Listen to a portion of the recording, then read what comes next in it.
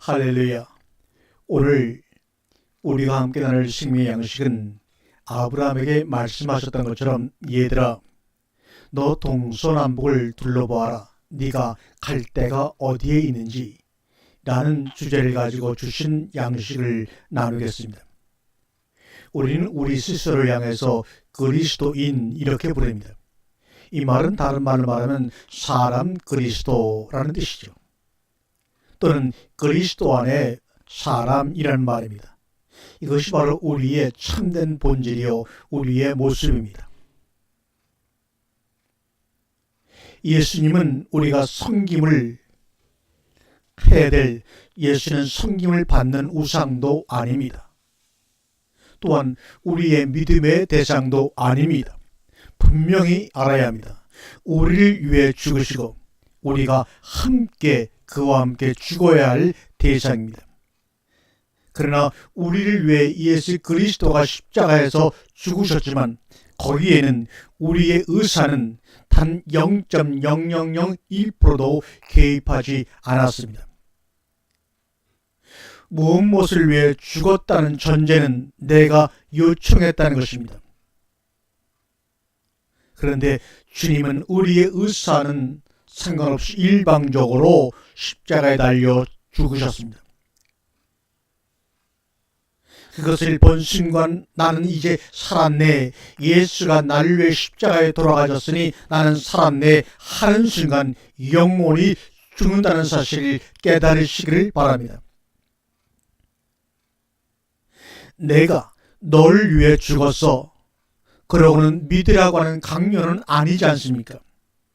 그런데도 믿는다고 하고 도대체 뭘 믿는다는 말입니까? 그게 바로 우상이라는 것입니다. 지 아무리 내가 나를 위해 홀로 스스로 애쓴다고 해도 오직 죽음만이 우리를 기다리고 있습니다. 그리고 이 죽음, 내가 애쓰고 있는 모든 것들을 부수고 가져가 버리고 맙니다. 고로 영혼성이 있는 참된 삶을 찾아야 합니다. 우리는 하나님을 생각하는 것이 기도입니다. 내 발걸음이 하나님이 아닌 나를 향하고 있었다는 것을 깨닫는 것입니다. 처음에는 하나님을 알고 싶어 시작하지만 결국 나를 알게 되는 것이, 어쩌면 그것이 사랑인지도 모릅니다. 요한복음 1장 1절에 태초에 말씀이 계시니 그 말씀이 하나님과 함께 계셨다 말합니다. 여기서 하나님과 함께라고 하는 포로스라는 헬라어는 무엇을 향하여, 그러므로 태초에 말씀이 있는데 그 말씀이 하나님을 향하여 가고 있다는 말입니다.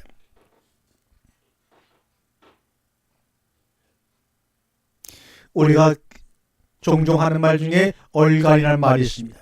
이것은 어리 나간 사람이라는 의미죠. 그런데 진짜 어리 나간 사람이 누굽니까? 사랑이라고 하는 것은 뿌리가 흙을 파고드는 속도로 와야지만 진정한 사랑입니다. 너무 느려서 파고드는 것을 본 사람이 아무도 없지만 바위 속도 뚫고 들어가 뿌리를 내리는 것이 바로 뭡니까? 생명입니다. 이완규 시인의 시 중에 속도라고 하는 제목의 시가 있습니다. 이 속도라는 시에서는 느리게 달리는 시합입니다. 느리게 달리는 사람이 이기는 겁니다. 거기에는 느티나무를 비롯해서 여러 종류의 그 창조물들이 그 시합에 참석했는데 마지막 우승자는 느티나무였습니다. 도저히 이 느티나무 얼마나 느리게 가는지 가는 것조차 보이지 않았습니다. 그러나 깊이 뿌리를 내려서 그 달리기에 참석했던 수많은 사람들이 피곤함을 잊기 위해 느티나무 그늘 아래에서 쉬고 있다는 것입니다. 또 우리 속담에 토끼와 거북이의 경주 이야기가 있습니다. 그런데 거북이는 게을러서 가다가 쉬는 바람에 토끼의 경주에 졌다는 말입니다. 그러나 애초에 토끼와 거북이의 경주는 말이 안 되는 경주입니다. 애초부터 성립이 안 되는 경주를 놓고 인간들끼리 말장난을 하고 있는 것입니다. 거북이는 바닷속 물속에 살아야 되는 동물이요, 토끼는 육지에 살아야 되는 동물입니다. 거북이를 육지로 끌어내면 얼마인가 죽습니다. 토끼를 바닷물 속에 집어내면 당장 죽고 맙니다. 그렇게 서로 다른 환경 속에 있는 동물들을 데려다가 시합을 한다는 것조차 말이 안 되는 것입니다. 이것은 빨리빨리라고 하는 우리의 습성을 그대로 보여주고 있는 것입니다. 토끼의 교만과 거북이를 병신으로 만들어버리고 말았습니다. 토끼는 오래 살아야 6년에서 8년이요, 거북이는 100년을 삽니다. 이렇게 수명도 엄청나게 차이나는 두 동물을 육지로 데려다 놓고 경주를 시켰다는 것은 뭡니까? 참으로 어리나간 사람들의 경주요, 시합입니다. 사람마다 처마다 있을 장소가 틀리며 사명을 감당해야 되는 방법도 다양한 것입니다. 어떤 일정한 틀이 있는 것이 아닙니다. 이 땅에서는 눈에 보이는 그 성과를 통해서 그 사람을 판별하지만 주님은 말씀하십니다. 너희의 의가 바리새인보다 낫지 아니하면 말합니다. 철저하게 말씀을 지켜나가는 바리새인들의 삶을 우리가 뒤꿈치도 따라가기 힘듭니다. 그런데도 바리새인보다 우리들의 의의가 낫지 못하면 하나님의 나라에 들어갈 수 없다고 말합니다. 여기서도 낫지 못하면이라고는 페르시오라는 헬라어는 차원이 다르지 않으면 이런 말입니다. 이 땅의 3차원의 차원이 아니라 그 차원을 초월한, 시공간을 초월한 그 삶에서의 우리의 삶을 이야기하고 있는 것입니다. 그것은 바로 말씀입니다. 말씀은 물이라고 합니다. 물은 어떤 틀에 고정되어 있을 수가 없는 것입니다. 위에서 아래로 흘러내려갑니다. 어떠한 가로막도 뚫고 지나갑니다. 말씀으로 말씀된 삶을 살아가는 우리들에게는 이러한 차원에 다른 삶의 모습들이 나타나고 말 것입니다. 처음 시작을 했을 때 말씀드린 것처럼 아브라함에게 하나님이 말씀을 하십니다. 아브라함아, 아브라함아, 너는 눈을 들어 너 있는 곳에서 동서남북을 바라보아라. 내가 보는 모든 것을 내가 너에게 주겠다고 약속하십니다. 그러자 아브라함이 감격과 기쁜 마음으로 동쪽과 서쪽과 남쪽과 북쪽을 바라봅니다. 아브라함은 어떠한 마음으로 그 바라봄을 끝냈을까요?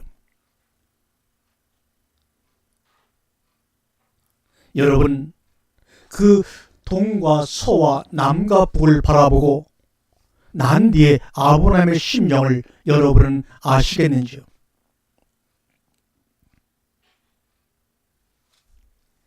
주님께서 이렇게 말씀하신 이유는 뭡니까?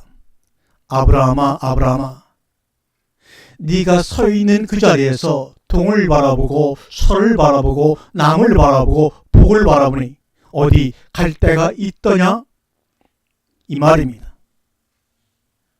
동서남북을 다 주신다는 말도 아니고 넷 중에 하나를 골라라 이 말도 아닙니다. 동서남북을 보라고 하신 하나님의 그 속뜻은, 동이라고 하는 것은 케뎀이라는 히브리어입니다. 이 말은 반대쪽이라는 말입니다. 하나님과 반대쪽을 말할 때 동이라는 말을 씁니다. 소돔과 고모라가 바로 동쪽에 있었습니다. 창세기에 보게 된 모든 사람들이 동쪽으로 갈 때는 하나님을 거역하는 삶을 의미합니다.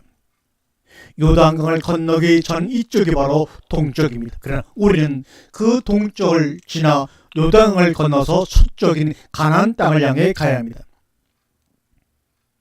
또 서라고 하는 것은 아브라함이 서 있던 일지에서 서쪽은 바닷가입니다.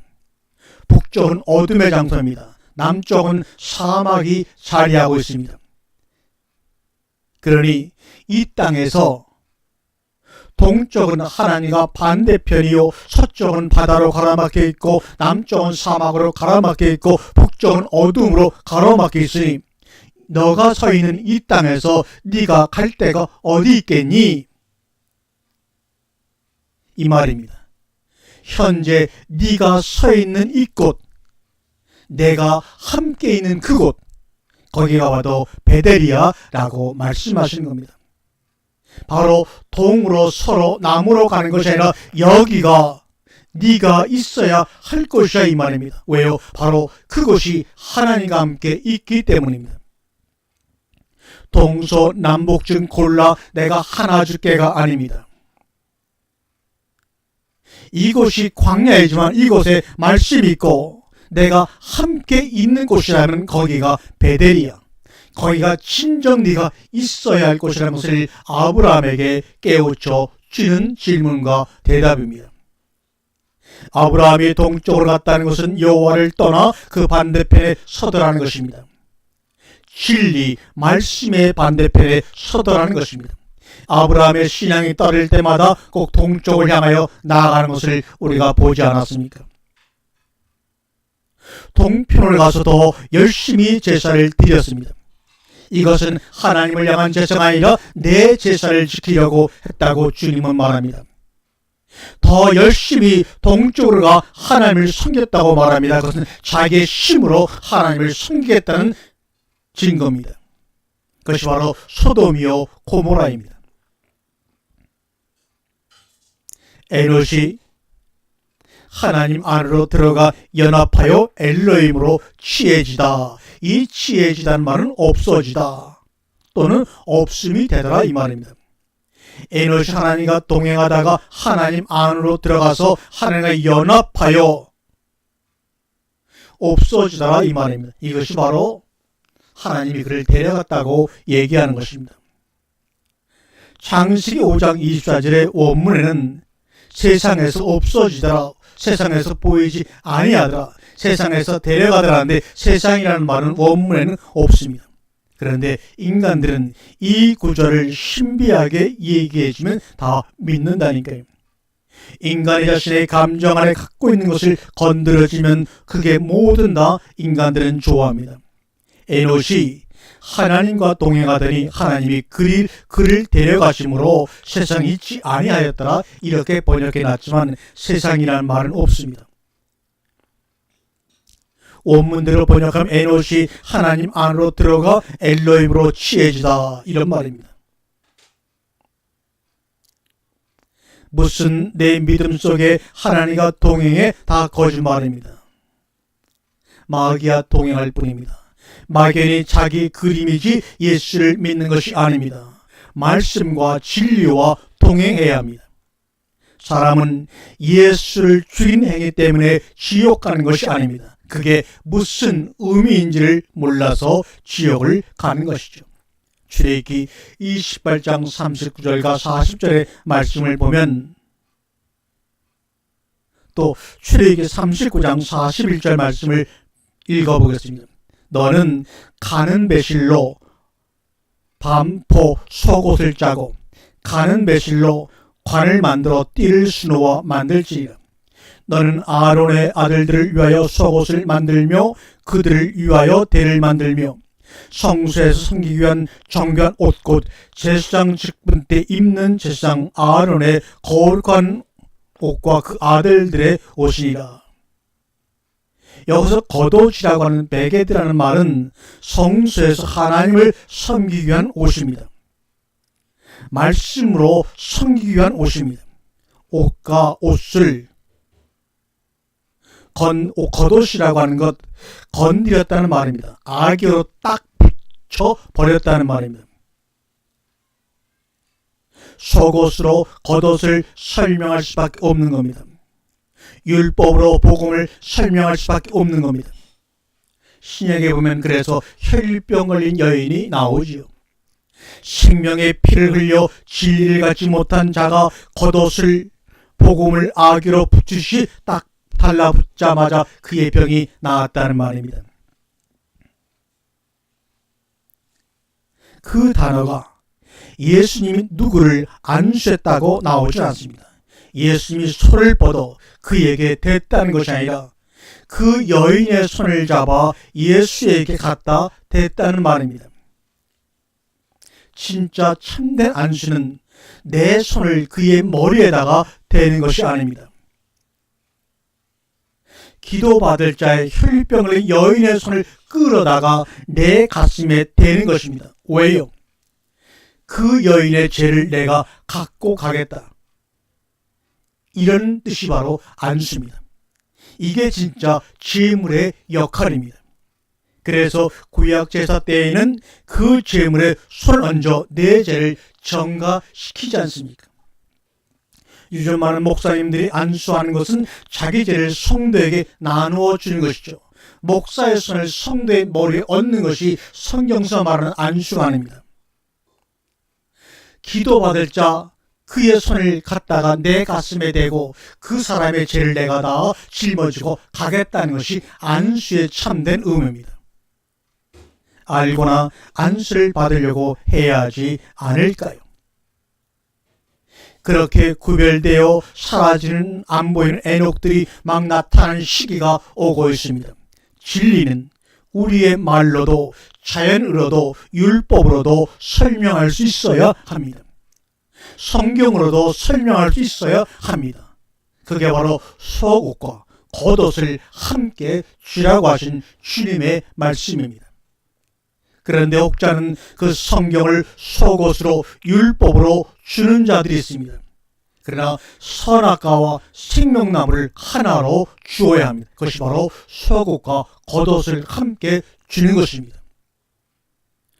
주님께서도 말씀합니다. 창세기에 너희는 선악을 알게 하는 그 나무로만 먹지 말라고 말합니다.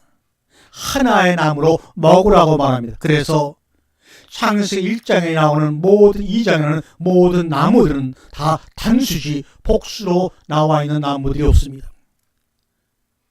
선악과와 생명나무도 하나의 나무입니다. 선과 악을 아는 나무로 불려지는 그 생명나무입니다. 우리는 성경을 주는데, 말씀을 나누는데, 양식을 주는데 속옷과 겉옷을 함께 주어야 합니다. 이게 진리로 설명 안 되면 그게 속옷입니다. 이거에 이거 하지마 이렇게 말이죠. 선악과로 생명과를 설명하면, 악으로 선을 설명하면, 죄로 의를 설명하는 것이 하나님의 진리의 계시 방법입니다. 그런데 인간들은 선악으로만 먹겠다고 하니 그것이 바로 타락입니다.